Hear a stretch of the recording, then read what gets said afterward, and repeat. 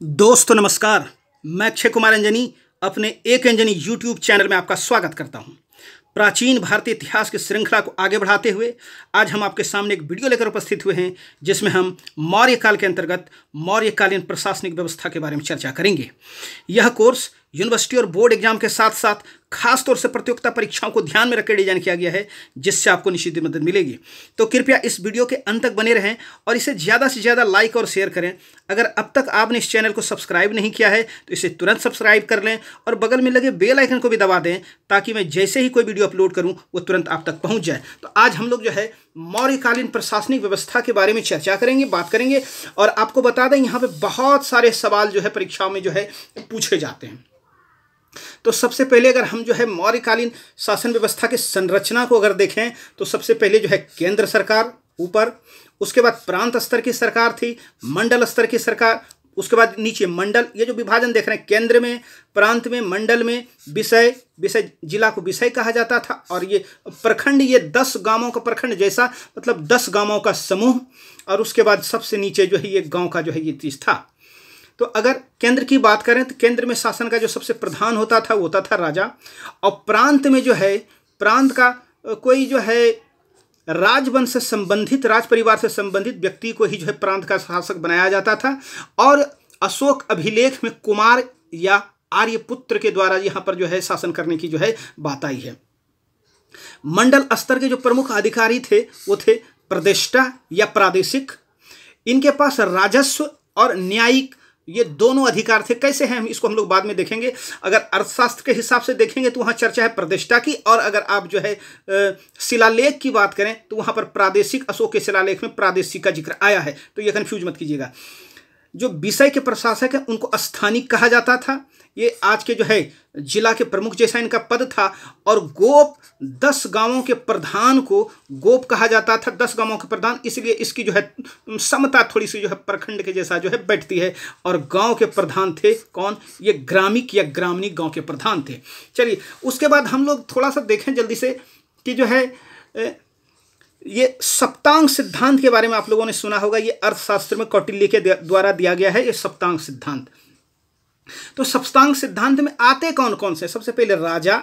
ये सीरीज पूछा जाता है कि कौन इसमें आते हैं कौन नहीं आता है, इसको दिमाग में रखिएगा, यहां से सवाल पूछा जाता है। राजा, अमात्य, जनपद या क्षेत्र, दुर्ग, कोष, दंड और जो है मित्र, ये 7 जो है इनको सप्तांग सिद्धांत बताया गया है। मंत्री परिषद को हम लोग देख रहे हैं कि मंत्री परिषद जो है क्या था, कैसे क्या था। तो मंत्री परिषद की स्थापना जो है सम्राट की सहायता के लिए की जाती थी।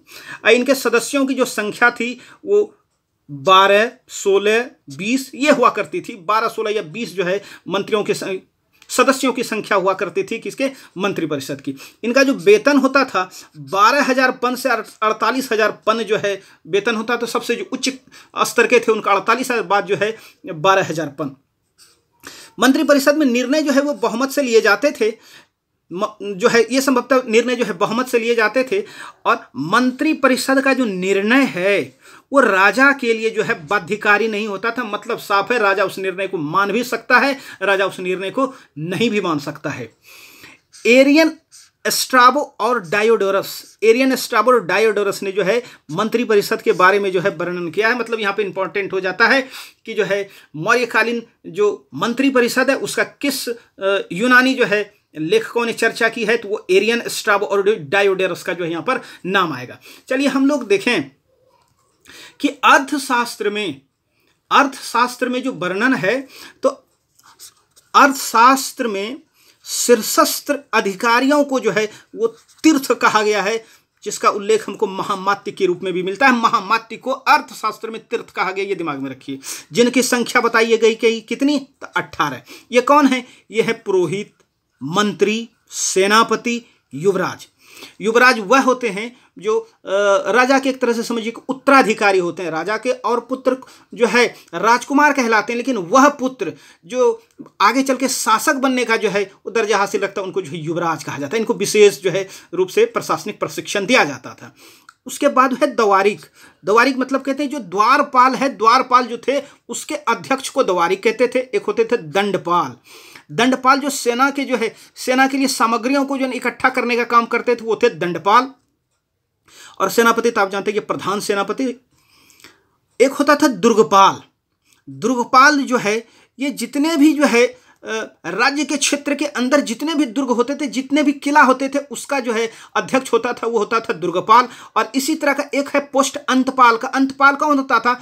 जो सीमावर्ती दुर्ग है, सीमावर्ती दुर्ग का जो रक्षक है, व्यवस्थापक है, वो अंतपाल हुआ करता था। और एक है फिर से अंतर्वैदिक।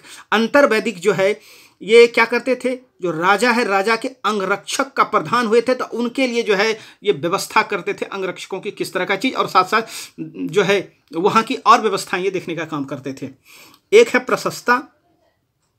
इनको राजकीय जो है राजकीय आदेश जो लिपिबद्ध करना है, राजकीय आदेश लिपिबद्ध करने का काम जो है ये प्रशस्ता या प्रदेशता को होता था।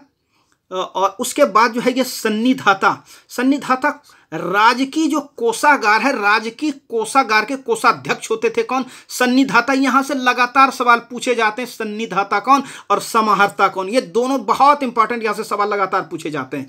समाहर्ता जो ये कर संग्राहक थे, इनका और कुछ काम है, हम थोड़ा सा अलग से भी देखेंगे इनके बारे में। और जो प्रदेष्टा, प्रदेष्टा जिसको हम लोगों ने देखा कि ये जो है मंडल स्तर के जो कमिश्नर रैंक के अधिकारी होते थे, इनको राजस्व और बाद में चल के न्यायिक अधिकार भी इनको दिया जाता था। चलिए, ये उसके बाद हम लोग देखें व्यवहारिक। जो व्यवहारिक है इनको जो है न्यायाधीश जो है, प्रधान न्यायाधीश को व्यवहारिक कहा गया है। और पौर जो है ये कोतवाल को कहते थे, नगर कोतवाल को पौर। और एक होते थे मंत्री मंडल के अध्यक्ष। एक थे कर्मांतिक। यहां से भी लगातार सवाल पूछे जाते हैं। खान कारखाना उद्योग आदि के जो अध्यक्ष थे उनको जो है कर्मांतिक कहे जाते थे। और एक नायक जो कि युद्ध क्षेत्र में सेना का जो है संचालन करते थे, वो जो है नायक कहलाते थे। चलिए, इनमें सबसे महत्वपूर्ण जो तीर्थ, सबसे महत्वपूर्ण अमात्य महामात्य वो थे मंत्री एवं पुरोहित, बहुत ज्यादा महत्वपूर्ण। और साम्राज्य में मुख्यमंत्री जो सबसे प्रधानमंत्री होता था, मुख्यमंत्री एवं पुरोहित की नियुक्ति से पूर्व इनके चरित्र को खूब जांचा परखा जाता था। और इस चीज को कहा जाता था उपधा परीक्षण, और ये सवाल पूछा जाता है। उसके बाद हम लोग थोड़ा सा जो है ये उपधा परीक्षण, इसको जो है आप लोग देखिए कि जो चरित्र की जांच परख, उपधा परीक्षण, इसको पूछा जाता है। एक देखें हम लोग है, एक है समाहर्ता। समाहर्ता को थोड़ा सा और हम लोग देखें, उसको डिटेल से थोड़ा सा देखते हैं। जो समाहर्ता है, इनका काम था राजस्व का एकत्रीकरण करना, राजस्व एकत्रित करते थे।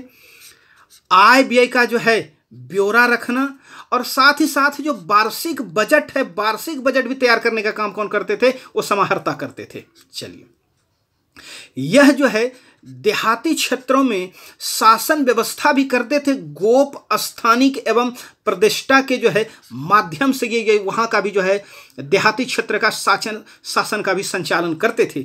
इनका जो कार्य है आधुनिक वित्त मंत्री और गृह मंत्री दोनों से जो थोड़ा सा जो है ये मिलता जुलता, ये पूछा जा सकता है। कौन? ये समाहर्ता।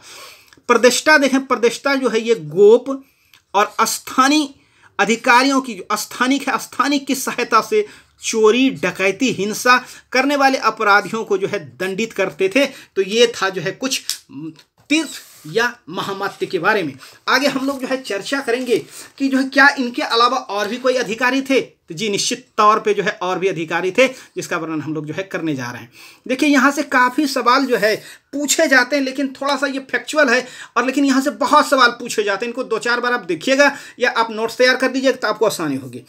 अर्थशास्त्र में 18 प्रकार के तीर्थों के अलावा 26 प्रकार के अध्यक्षों का वर्णन है, और यह हमारे लिए बहुत महत्वपूर्ण है क्योंकि यहां से सवाल बहुत पूछे जाते हैं। चलिए, ये जो अध्यक्ष है ये विभागों के अध्यक्ष के रूप में मंत्रियों के नीचे जो है काम करते थे। और यूनानी लेखकों ने इनको जो है मजिस्ट्रेट का, हालांकि मजिस्ट्रेट और किनको का हम लोग आगे देखेंगे।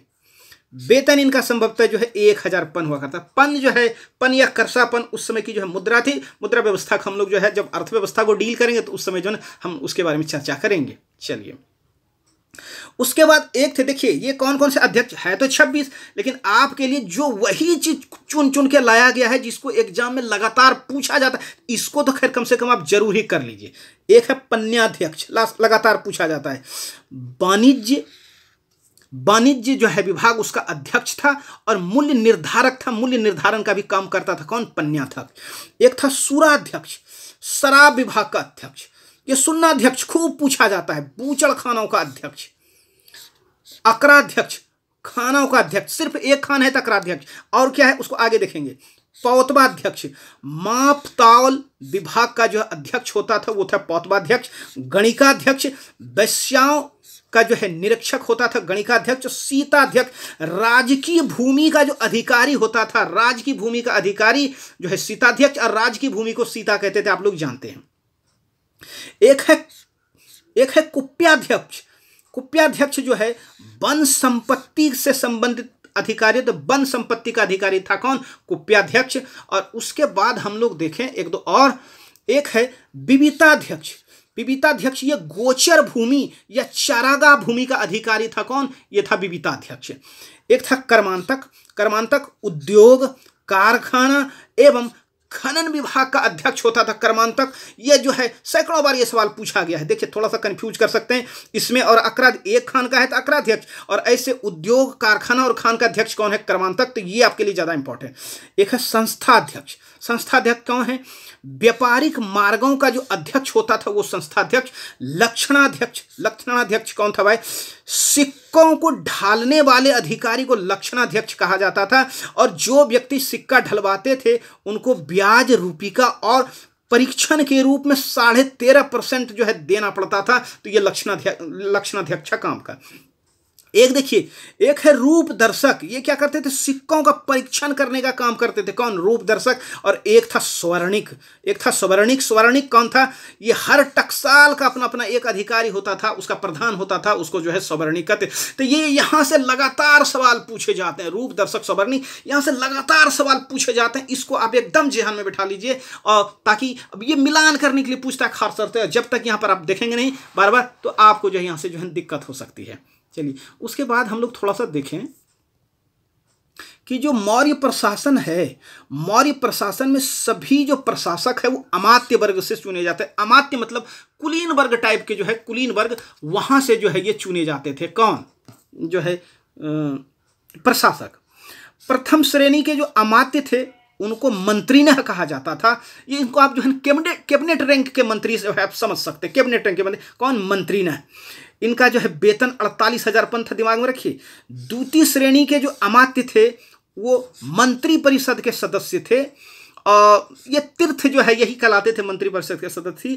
और तृतीय श्रेणी के जो अमात्य हैं यही विभाग के अध्यक्ष होते थे। इनकी संख्या थी कितनी? 26। तो ये दिमाग में रखिएगा, 3 तरह की व्यवस्था थी और सारे के सारे चुने जाते कहां थे? अमात्य वर्ग से। अमात्य वर्ग जस्ट लाइक जो है कुलीन वर्ग। उसके बाद हम लोग देखें प्रांतीय प्रशासन। प्रांतीय प्रशासन हम लोग पहले भी देख चुके हैं कि जो है प्रांतीय प्रशासन। अशोक के समय में प्रांतों की संख्या निश्चित तौर पे जो है 5 थी, और इनको जो है चक्र भी कहा जाता था। किनको? प्रांत को। और यहाँ राज परिवार से संबंधित व्यक्ति ही जो है उनको बिठाया जाता था। वो उनको जो है अशोक के अभिलेख में कुमार या आर्यपुत्र कहा गया है। चलिए यहाँ पर जो ये राजधानी से सवाल पूछा जाता है कि कहाँ कहाँ के जो है कौन क्या राजधानी थी। तो सबसे पहले जो उत्तरापथ है, देखिए हम आपके लिए मैप इस तरह से ड्रॉ किए हैं। उत्तरापथ, इसकी राजधानी थी तक्षशिला, पूछा जाता है। प्राची या पूर्वी भाग, जिसकी जो है राजधानी जो है कहाँ थी? पाटलिपुत्र। और कलिंग, कलिंग की राजधानी थी तोसली। जो अवंती है, अवंती राष्ट्र की राजधानी थी उज्जैनी। और दक्षिणापथ की राजधानी जो है ये स्वर्णगिरी। ये पूछा जाता है, दिमाग में रखिएगा। चलिए एक चीज तो है कि चंद्रगुप्त के समय में कितनी जो है प्रांतों की संख्या कितनी थी ये स्पष्ट नहीं है, लेकिन अशोक के समय निश्चित तौर पे हम कह सकते हैं कि प्रांतों की संख्या कितनी थी? 5। नगर प्रशासन को देखें। नगर प्रशासन का जो है ये मेगास्थनीज का जो इंडिका है वहां पर विस्तार से वर्णन है नगर प्रशासन के बारे में। और मेगास्थनीज के अनुसार जो नगर का प्रशासन वो 30 सदस्यों का एक मंडल था, उसके द्वारा संचालित होता था, जिसमें सदस्यों की संख्या थी कितनी? प्रत्येक जो समिति थी ये 6 समितियां थी, और प्रत्येक समिति में जो है सदस्यों की संख्या थी कितनी? तो 5।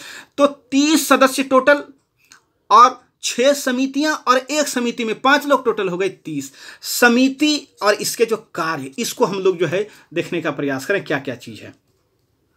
जो प्रथम समिति है ये उद्योग एवं शिल्प विभाग से संबंधित था, शिल्प कार्य का निरीक्षण करता था। द्वितीय समिति विदेशियों की जो है देखरेख करता था, या कहिए इनके ऊपर जो नजर रखता था वो क्या कर रहे हैं क्या नहीं कर रहे हैं, इसी बहाने देखभाल के माध्यम से।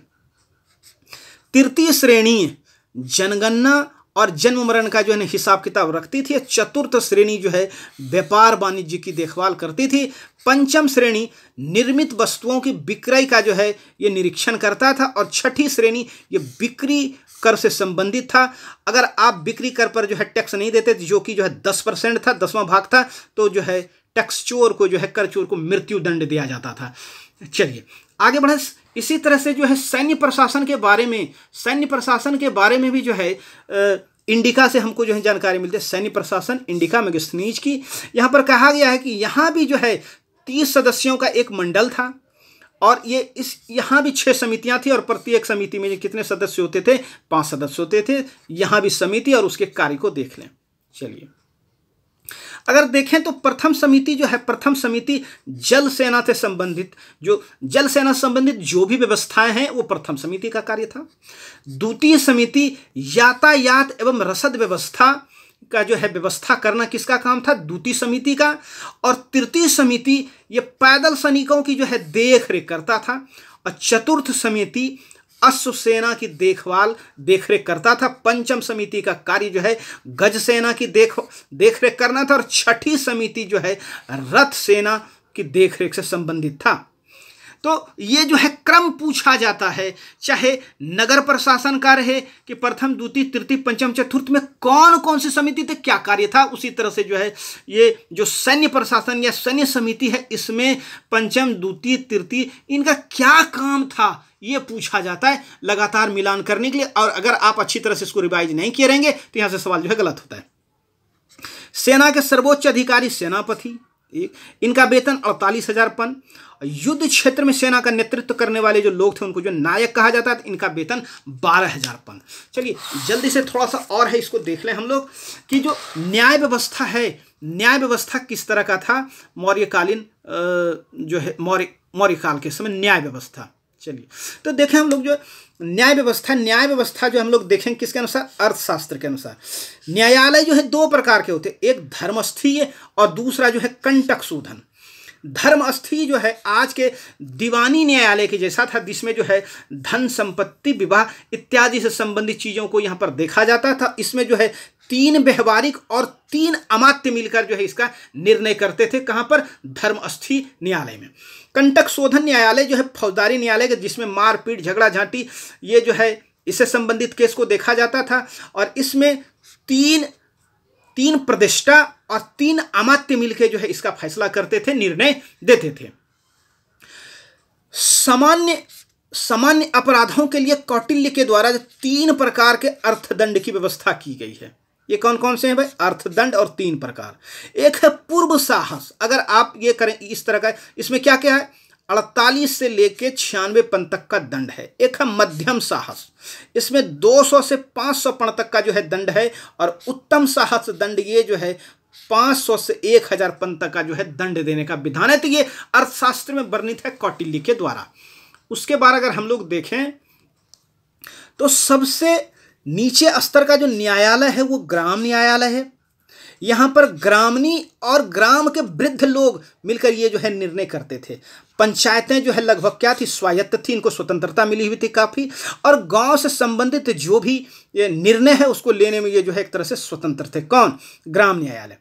संग्रहण और द्रोणमुख ये भी न्यायालय थे, जो स्थानीय एवं जनपद स्तर के न्यायालय थे। द्रोणमुख न्यायालय के अंतर्गत 400 ग्राम आते थे। और बाद बाकी जो फिर से कौन? वो जो है संग्रहण। गुप्तचर व्यवस्था को देख लें। गुप्तचर व्यवस्था को हम लोग देखेंगे फिर से अर्थशास्त्र के अनुसार। गुप्तचर व्यवस्था जो है ये अर्थशास्त्र में इसका वर्णन है। गुप्तचर विभाग के प्रधान को महामात्य सर्प कहा जाता था। अर्थशास्त्र में गुप्तचरों को गूढ़ पुरुष कहा गया, दिमाग में रखिएगा। गुप्तचर जो है 2 प्रकार के, एक संस्था, दूसरे संचार। संस्था जो है एक जगह रहकर ही काम करता था और संचार जो है घूम घूर कर जो है गुप्तचरी का जो है कार्य करते थे। पुरुष गुप्तचर जो थे वो संति, शरद और तीसरा ये पुरुष गुप्तचर, और स्त्री गुप्तचर ब्रिसली, भिक्षुकी और जो है ये परिव्राजक, ये भिक्षुनी, ये स्त्री गुप्तचर थे। ये पूछा जाता है मिलाने के लिए, आप जो है दिमाग में रखिएगा। चलिए उसके बाद हम लोग जो है ये देखेंगे रक्षिन क्या था, इसके बारे में थोड़ा सा देखेंगे। रक्षिन जो है आज के पुलिस के जैसा था और शांति व्यवस्था बनाए रखने के लिए जो है ये अर्थशास्त्र में रक्षिन को जो है रक्षिन का उल्लेख किया गया है। एरियन ने रक्षिन को ओवरसियर और स्ट्राबो ने रक्षिन को जो है इंस्पेक्टर कहा है। स्थानीय सीमाओं के अंतर्गत स्थानिक एवं प्रदेष्टा अपने अपने क्षेत्र में पुलिस का प्रबंध करने के लिए जो है वो जिम्मेवार थे। अशोक के शिलालेख में उल्लिखित कुछ अधिकारी हैं। यहाँ से लगातार सवाल पूछे जाते हैं कि अशोक के शिलालेख में कौन कौन से जो है अधिकारी हैं जिनका वर्णन किया गया है, और यहाँ से लगातार जो है प्रश्न पूछे जाते हैं, दिमाग में रखिए। एक है युक्त राज्यों और प्रादेशिक, इनका जो वर्णन है हमको देखने को मिलता है तृतीय शिलालेख में, पूछा जाता है लगातार। युक्त जो है ये राजस्व अधिकारी का क्या करते थे, ये सहयोग करते थे। राजूक जो है ये जिला का प्रधान अधिकारी था, और पहले इनको केवल जो है राजस्व से संबंधित अधिकार ही दिया गया था, लेकिन अशोक के राज्याभिषेक के 26वां वर्ष इनको जो है न्यायिक अधिकार भी प्रदान किया जाता है कि इनको रज्जुक को। जातक ग्रंथों में रज्जुक को जो है रज्जु गाहक कहा गया है, मतलब रस्सी पकड़ने वाला। कहीं न कहीं भूमि के पैमाइश से इनका जो संबंध था, इसलिए जो है इस तरह का जिक्र देखने को मिलता है हमको कहाँ पर, जातक ग्रंथ में। प्रादेशिक जो है आज के कमिश्नर के जैसा इनका पोस्ट था। महामात्य का भी जिक्र है, इसमें जो है मंत्री और पुरोहित आते थे। और प्रतिवेदक ये राजा को हर प्रकार की जो है सूचना देता था। आप लोग जो है अगर आपको याद है तो आप जो है छठे शिलालेख में इस तरह का जिक्र पढ़े होंगे कि जो है राजा कहता है कि मैं जहाँ कहीं भी रहो, हमारे जो प्रतिवेदक हमको जो है सूचना दे सकते, चाहे मैं अंतःपुर में हूँ, भोजनालय में हूँ या उद्यान में टहलता रहूँ, कहीं पर भी रहूँ, हमारे प्रतिवेदक हमको सूचना दे। ये चर्चा कहाँ पर है, ये छठे शिलालेख में है। धम्म महामात्र ये 5वां शिलालेख में इनका जिक्र है। इनका कार्य धर्म प्रचार एवं उदंड क्रियाकलापों पर नियंत्रण के लिए इस पद का जो सृजन किया गया था, किसके द्वारा, जो है अशोक के द्वारा। तो इस तरह से एक छोटा सा प्रयास था। उम्मीद करते हैं इससे आपको कुछ ना कुछ लाभ होगा, और अगर आपको लगता है कि आप इस चीज़ से लाभान्वित हैं तो इसको ज़्यादा से ज़्यादा शेयर करें और सब्सक्राइब करें, because sharing is caring. Thank you, धन्यवाद, बहुत बहुत धन्यवाद, बहुत बहुत धन्यवाद।